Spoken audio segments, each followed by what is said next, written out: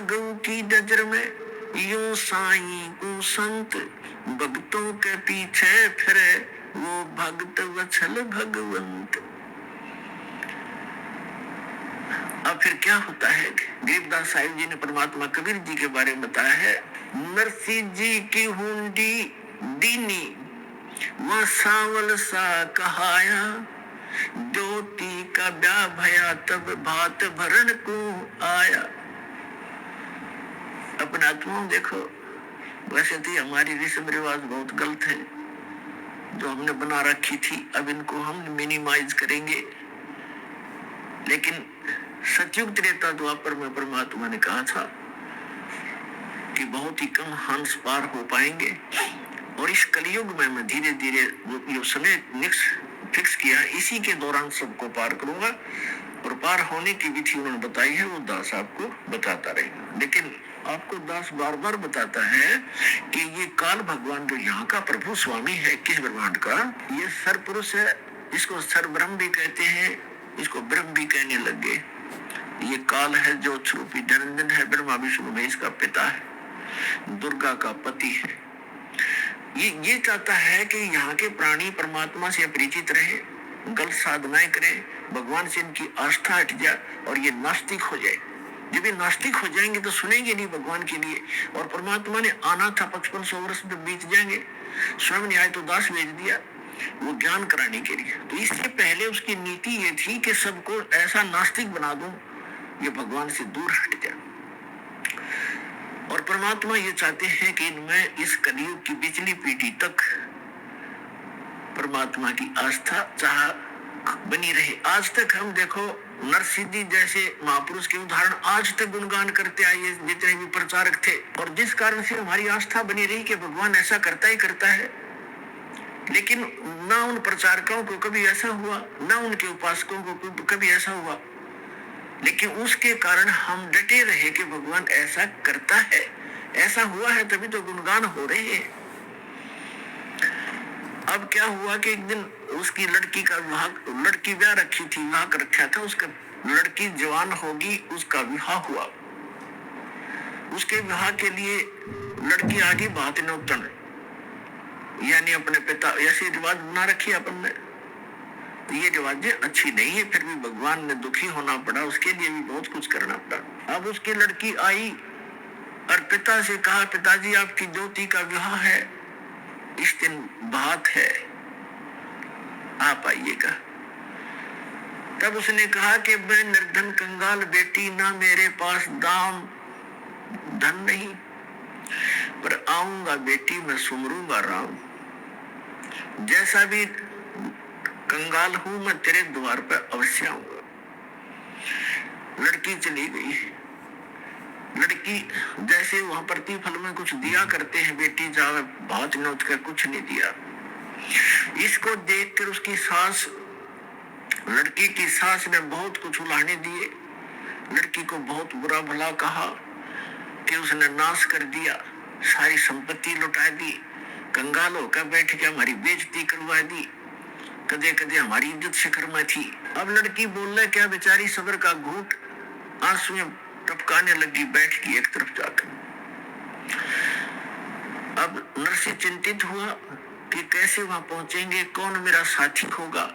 यदि वो सेठ होता और बात आ जाता, उसके साथ जाने वाले सैकड़ों इकट्ठे हो जाते गांव नगर के आगे, और उस दिन कोई नहीं आया।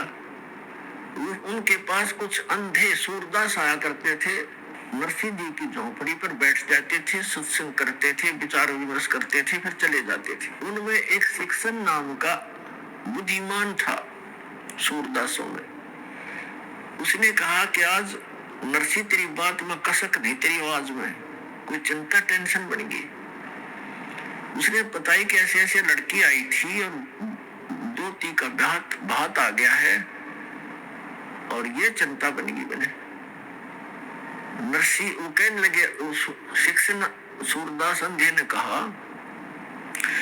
कि भाई भगवान पर भरोसा रख, दिल ना तोड़े, हम चलेंगे तेरे साथ में। बोला नगर का कोई साथ नहीं हो सकता। कहने लगे हम चलेंगे सारे के, वो 16 जने थे गिनती में, बोले हम चलेंगे तेरे साथ, चिंता ना करे, कोई बात नहीं, देखी जाएगी तो भगवान उड़ैदत होते बेचती, पर बेटी के द्वार पर खड़े जरूर होंगे चल के। तो वहां सफर करने के लिए पहले बैलगाड़ियां थी, बैलगाड़ी उसके पास नहीं, गांव से मांग कर लाया, किसी ने बैल ऐसा दे दिया जो घर से मांगी वस्तु धारी ऐसे देते थे जो घर से रिजेक्टेड सी हो, किसी से एक बैल मांग गया, किसी से दूसरा, उन्होंने ऐसे दे दिए काम चलाओ से, निकम्मे से बैल। और बैलगाड़ी थी खराब सी, वो कह दिख ले जा सेठिया। अब सेठ ने वही बैल दोनों जोड़ के गाड़ी ले ली, बैलगाड़ी, 16 सूरदास उसमें बैठ के, वो उसके मित्र। अब गाड़ी चले नहीं, क्योंकि ना तो बैल ढंग से चले, ना उसने चलाने आवे, ड्राइवर कदे रहा नहीं बैलों का, और गाड़ी ऐसे लचर पचर करती हुई चल रही है धीरे धीरे। अब उस स्पीड से वो 10 दिन भी नहीं पहुंच सकते थे, और वह था तीसरे दिन। अब वो श्री कृष्ण के पुजारी थे, सूरदास भी, और साथ में नरसिंह जी भी श्री कृष्ण जी की अर्घ लगाते जा रहे थे। वो परमात्मा स्वयं आगे एक कारीगर का रूप बना के और उनसे कहने लगे कि भाई नरसिंह सेठ, मैंने भी उस गांव में जाना है, जिस गांव में उन्होंने जाना था उससे एक गांव पहले का नाम बता दिया नरसिंह जी का, और कहने लगे मुझे भी बैठा लो अपनी गाड़ी में, साथ में भी चल पड़ता हूँ। नरसिंह जी कहने लगे बैठ ले बेसिक गाड़ी में, पर हम लगता है ये रास्ते में रह जाएगी, वो बहुत खराब है, करने वही पड़ी है। तो उसने कहा कि मैं मिस्त्री हूँ, आप एक बार नीचे उतरो और मैं इसको ठीक ठाक कर लेता हूँ, फिर चलाएंगे। नरसिंह जी ने कहा कि देखो मेरे पास पैसा नहीं है किराए कुछ देने को, मैं तो भगवान के शब्द सुना दूंगा तुझे। तो कारीगर रूप में भगवान बोले कोई बात ना, मैं कुछ नहीं लूंगा आपसे, मैं आपके साथ बैठकर भी तो चलूंगा। अच्छा फिर ठीक। तो पुण्यात्मा, ये जितने आज तक प्रचारक हुए उन्होंने श्री कृष्ण जी को सुप्रीम पावर मान के और नरसिंह जी को उसका भगत जान के उनका एक महिमा का शब्द बना रखा है, वो सुनाता हूँ आपको। लेकिन सच्चाई जो है वो दास आपको बताएगा। और उन्होंने कैसे बताया है, अपनी देसी लैंग्वेज में, हरियाणवी लैंग्वेज में बना रखा है। गाड़ी आड़े मन बैठा ले, एक बेहो गाड़ी थाम भाई मैं हार लिया। गाड़ी आड़े मन बैठा ले, एक बेहो गाड़ी थाम भाई मैं हार लिया। अब परमात्मा खड़े हैं एक कारीगर के रूप में, सारे इंस्ट्रूमेंट औजार ले रखे, उपकरण, आरी भी, ऐसे काटने पीटने की बसोली सारे ले रखे हैं। और क्या कहते हैं, गड्डी आड़े मन बैठा ले, एक बेहो गाड़ी थाम भाई मैं हार लिया। नरसिंह जी जब न्यों बोले, या गाड़ी मेरी पुरानी है, प्रभु जी फिर न्यों बोले, भाई के मेरे तो छानी है। प्रभु जी फिर न्यों बोले, क्या मेरे तो छानी है, नाम कृष्णम जात का खाती, ये जानू सारा काम भाई मैं हार लिया। गड्डी आड़े मन बैठा ले, एक बहु गाड़ी थाम भाई मैं हार लिया। प्रभु जी फिर लगे समारन, ले हाथ में आरी जी, नरसिंह जी की वह टूटी गाड़ी अरने आप सवारी जी।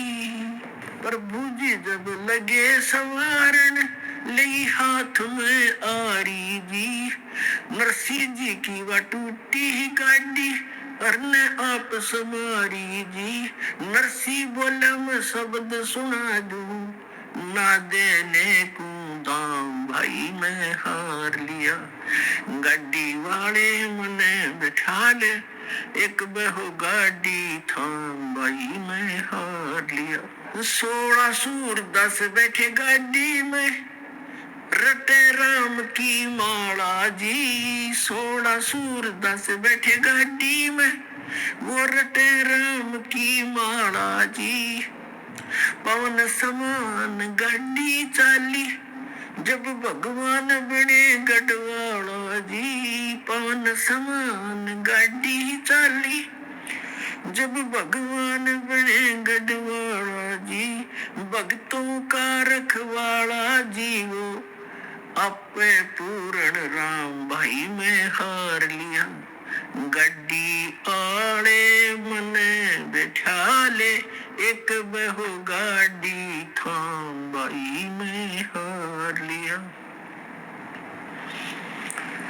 बैलों ऊपर हाथ फेर दिया, बल बैलों में आया जी। बैलों ऊपर हाथ फेर दिया, बल बैलों में आया जी। कई रोज का पंथ विकट था, पल माहे पहुंचाया जी। कई रोज का पंथ विकट था, पल माहे पहुंचाया जी। वो प्रभु खाती चला गया भाई, कर संतों पर नाम भाई में हार लिया। गाड़ी आड़े मने बिठा ले, एक बहु गाड़ी थाम भाई में हार लिया। कृष्ण तो रथवान बने, ये कबीर बने रखवाला जी। कृष्ण तो रथवान बने, कबीर बने रखवाला जी। जो सतगुरु के शरणा आगे, वो भगत जीत गए पाला जी। जो सतगुरु की शरण आगे, वो भगत जीत गए पाला जी। संत करे नहीं टाला जी, परमेश्वर करे नहीं टाला जी। वो सारे सबके काम भाई में हार लिया। गड्डी आड़े मने बैठा ले, एक बहु गाड़ी थाम भाई में हार लिया। इन कथाओं से हमने शिक्षा लेनी है, क्योंकि पहले तो हम बालक थे। हमने कोई कह देता कि ये आसमान बहुत निकट था, दादी अम्मा ने एक सितारा तोड़कर और ऐसे ऐसे कर दिया, इसलिए दूर भाग गया, तो हम सारी मान लेते थे ऐसे होगा। अब हम ये बातें नहीं सुनेंगे किसी की कि श्री कृष्ण जी ने ऐसा कर दिया, फलाने ने ऐसा कर दिया। गीता अध्याय नंबर 15 के श्लोक नंबर 17 में स्पष्ट किया है कि उत्तम पुरुष तू अन्य परमात्मा की उदारते, ये लोक धर्म अवश्य विवृत्ति अवैश्वर है। वो सबका धारण पोषण करता है, सबकी केयर टेक करता है, तीनों लोगों में सबका वही एक ही मालिक है। वही सब अपने भगत से पहले पुण्य करवाता है, फिर उसके आधार से अब स्वयं ही उसकी मदद करता है। तो कहने का बात यह है कि नरसिंह जी जब न्यों बोले, नरसिंह जी ने कहा कि गाड़ी मेरी पुरानी है, कंडम है, ये चल नहीं पा रही है। तो परमात्मा ने कहा ये क्या मेरे तो छानी है, अब तेरा दुख क्या मुझसे छुपा है, मुझे क्या बताना चाह रहा भक्त मुझे पता है, इसलिए मैं आया हूं। तो पुण्यात्माओं जब हम भगवान पर आश्रित होंगे, पर हमारा इतनी हिम्मत रही कोई ना कि हम यहाँ तक सैक्रिफाइस कर सके, पर परमात्मा ने दूसरा तरीका अपना दिया कि तुम अपना लगे रहो, एक दिन अवश्य होगा। अब जैसे विश्वास करने के दो तरीके होते हैं, एक तो यूं मान ले जो सामने वाला कह रहा है यह बात सच्ची होगी, और नहीं फिर उसके बताए अनुसार कुछ करके प्रैक्टिकल देख ले तो वो भी बात फिर वो सच्चाई तो ऊपर आएगी। जैसे एक किसान था और एक सेठ के पास अपनी फसल बेचकर आता था मंडी में, और उसका आड़ती था पक्का और नहीं जाता था कहीं पर। एक दिन क्या हुआ कि जब वो फसल लेकर गया 2-3 महीने 4-6 महीने के बाद, तो पता चला कि उस सेठ की दुकान बंद है। पूछने से कारण का पता चला कि उसका दिवाला निकल गया, वो अब आड़ती नहीं रहा। तो उसका मित्र भी हो गया था वो बहुत अच्छा। अब उसके पास गया, उसके कुछ पैसे भी देने थे, कुछ उधार ले जाता था उससे सेठ वो किसान। उसके घर गया सेठ के, उससे पूछा सेठ जी क्या बनेगी? भाई बहुत बुरा हाल हो गया मेरा, तो घाटा लग गया बिजनेस में बहुत गुना, और मेरा दिवाला निकल गया, रोजी रोटी को भी दूभर हो गए, कुछ रास्ता बता मेरे को मित्र। अब किसान को तो अपने ही प्रोसेस का पता था, प्रोसीजर का। कहने लगा मैं तो अपना खेती बाड़ी के बारे में बता सकता हूँ और तेरी मदद कर दूंगा जितना मेरे से हो सकेगी। आप वहाँ खेती कर लो, हमारे गांव में चलो, आपको कुछ ठेके पर, कुछ में अपनी जमीन बहुत है वैसे दे दूंगा, और आप उसमें बोलो, बीज भी उधारा दिवा दूंगा, उसको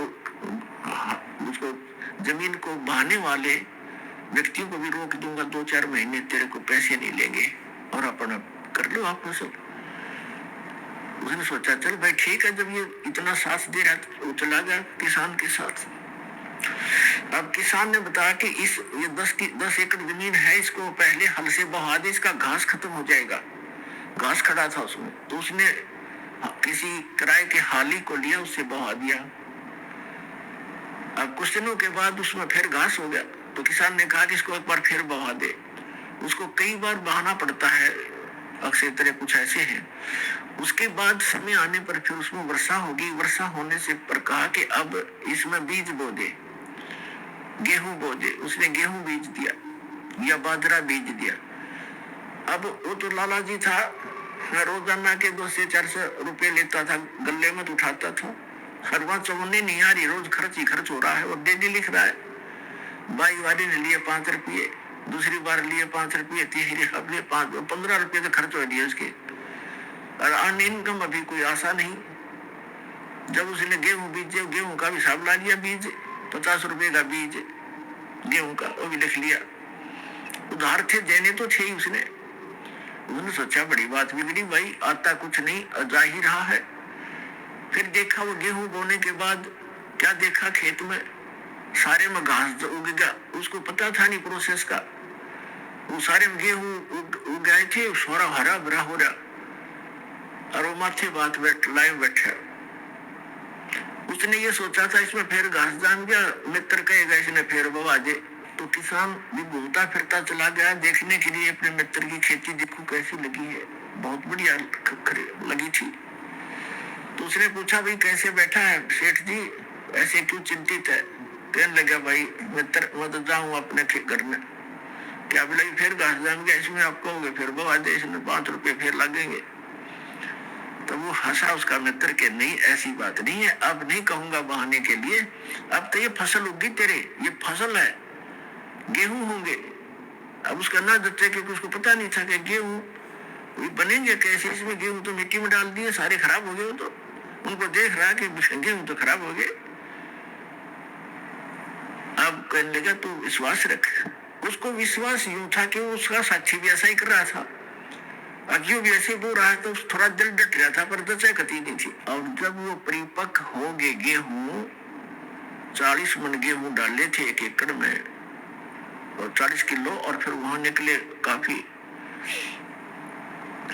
20-30, उसमें ऐसे होते थे 20-30 मन। तो जब वो गेहूं पक गए, उसमें बाली को उसने फोड़ कर देखा, उसमें गेहूं थे। ओहो, तब उसको विश्वास हुआ कि सच में जो मित्र कह रहा था आज वो सारी सच्ची पाई। तो अपने आत्माओं, ऐसे ही ये जो ज्ञान है आप प्रथम बार सुन रहे हो, इस भगवान के विषय में भी आप प्रथम बार सुन रहे हो। बहुत से कि प्रथम समझो, जिसने अब ज्ञान लिया, यहाँ से उपदेश लिया, वो प्रथम ही समझा जाता है। तो दास जो आपको बता रहा है, दास ने भी वही काम किया है जो आपको समझा रहा हूँ, बता रहा हूँ, और फिर आपके साथियों को भी ये लाभ हुए हैं। तो आप इनको देखकर और इस ज्ञान को आधार बनाकर ये करते रहना, एक दिन विश्वास आपको हो जाएगा। तो इस प्रकार हम जो साधना किया करते थे वो गलत करते थे।